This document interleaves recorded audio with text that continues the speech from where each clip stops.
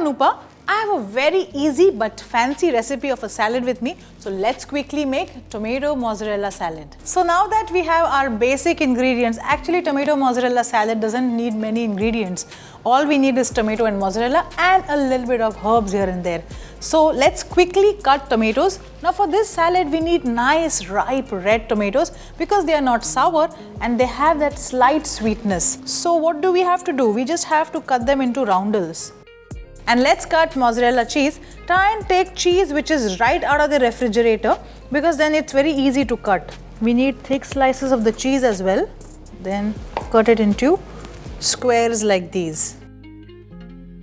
Now let's quickly assemble the salad. A slice of tomato, one slice of mozzarella, followed by a leaf of basil,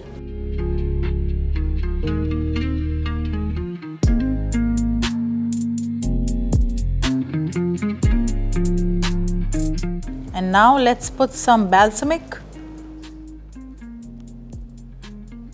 just a little bit of black pepper, and now some olive oil.